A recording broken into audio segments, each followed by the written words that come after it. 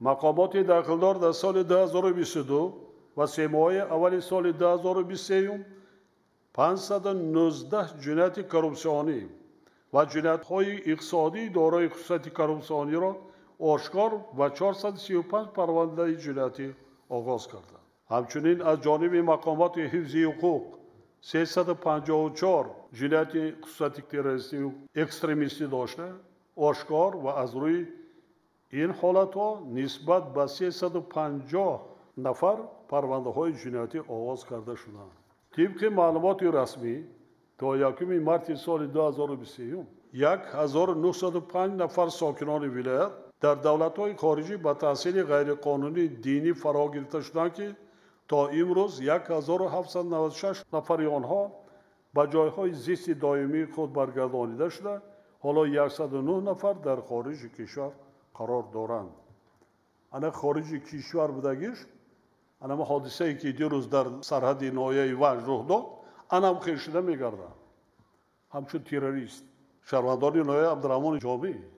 سطح بلند افراطگرایی و شامل‌شوی ساکنان با حزب و حرکت‌های تروریستی و اکستریمیستی بیشتر به شهر ناحیه کلاب، قبادیان، شهریتوس، کوشانیان، وش و فرخار راست می‌دهد. تحلیلان نشان می‌دهند که کار وابسته به عملی شوی استراتژی مقاومت با تروریسم و اکستریمیسم در جمهوری تاجیکستان برای سال‌های 2021 و 2025 در شهر ناحیه‌های نورک، کلاب، وخش، خراسان، یاوان، دنغره، فرخار و تیمورملیک شست برآمده شده است.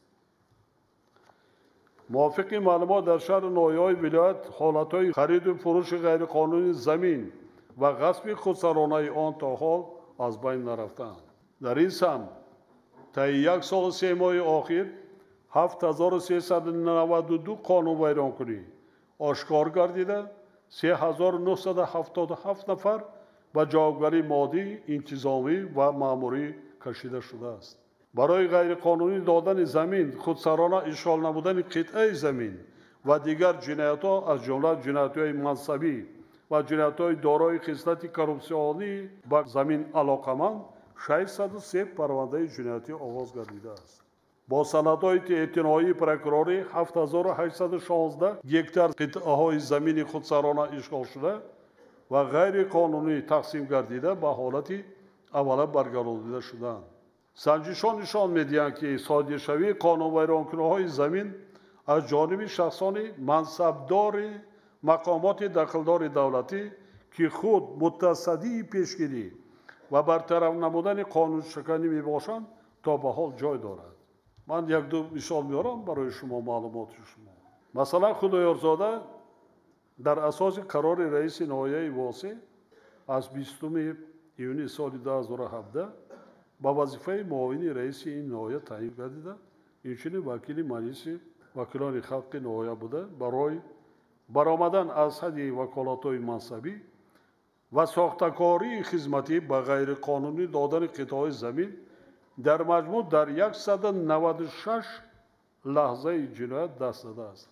در دام سال‌های 2022 مساحت عمومی 155 گکتار زمین از جمله 46 گکتار قطعه زمین کارام آبی تقسیم کرده. همخیم نمیدن میپوشن. هیچ کس ندید. رئیسان ندیدن که معاونش همین کار دا مشروع است. این 1 گکتار 2 گکتار نه، صدها گکتار ندید. 100% ارالش است. در ولایت انامو کسالی ناحیه رودکی قای رسولزاده همینجا چسبیدگی از اون دا وزمینترش یک بیزنس اساسی را برای شهر ناحیه ساختارهای خود کمیته زمین، معماری، معاونای رئیس شهر ناحیه، معاونا که باشه رئیس خودشان هم راه هستند. انا همین کار دا مشغول است. اشتا گیرد سپارش پروکورور گنرالی مشغول شود. کارمندان کمیته زمین راه مکانیزم کردگی چگونه قانونی میکنن. اول ساخته با گرفته آمده اک کننده اینا راهش نشان میدن. ریشکل کرده دک. تفتیش کرده برای.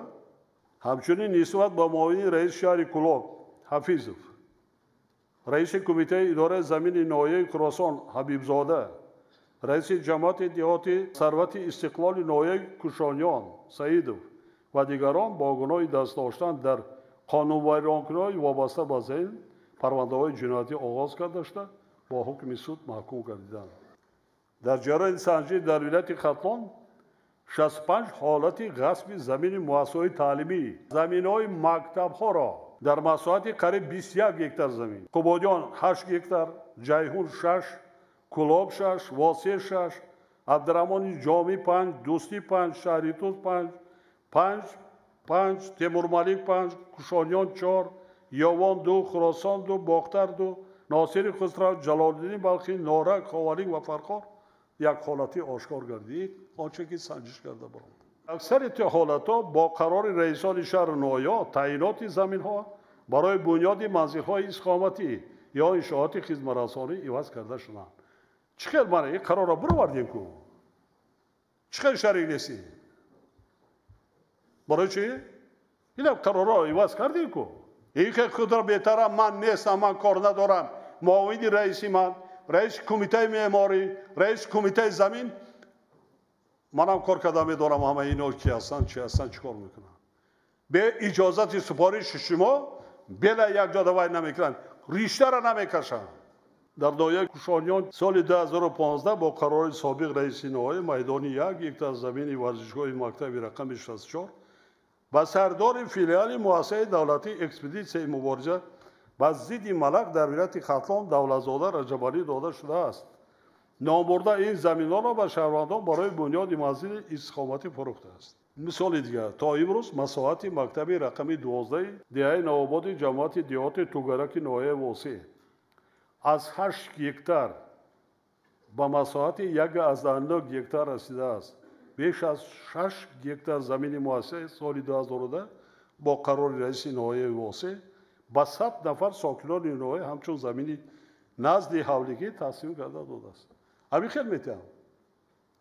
ҳамин замини мактаб ман мегирам, мегам ман бигирем бисозем. кира бовариш меояд? рафта санҷида бире, наму замин дасти ки даст? ягон деҳқон даст? ягон мардуми оддӣ даст? не. ҳамаш ё корманди прокуратура аст, ё кормандони дигари мақомоти ҳуқуқ аст, ё ки соҳибкор аст, ё ки ягон мансабдори дигар. мо ира дидем дар ҳолат дар ноҳияи Рӯдакӣ. вақте санҷида мебарем, як раиси иваз ку 2 таша, 10 таша, 5 таша, қариб 10-15 та раисҳои ҷамоат дар маҳбас шуданд. ҳисобаш вай намешавад. таъин мекунем вай мешавад. таъин мекунем вай мешавад. оқубат мебинем ҳама аз прокурори ноҳия сар карда тамоми сохторҳои низомӣ ҳама як корманди прокуратура 25 та замин аз куҷо таъмини волояти қонунӣ шуд? замин проблема аст, проблема нест. мо бо қарори ҳукумат ман 10 маротиба 100 маротиба зиёдтар иброз доштам. агар дар замони 75 соли гузашта аҳоли 73 000 гектар замин ҷудо шуда бошад, манзили истиқоматӣ назди ҳавлигӣ, мо дар замони соҳибистиқлолӣ ба 140 000 гектар замин 1,5 миллион оилава мо замини назди ҳавлигӣ додем. ин як тоҷикистони дигар бо дар кор аст. ҷиҳати қонунӣ ҳисобу китоб кунед, муайян кунед дар кадом мавзеъ, дар куҷо барои қаророт вилоят аст, вилоят, ноҳия, ноҳия, ҳукуматам муроҷиат кунед, тасдиқ кунед, презентатсия кунед, ҳимоя кунед, қарори ҳукумата гиред, тақсим кунед.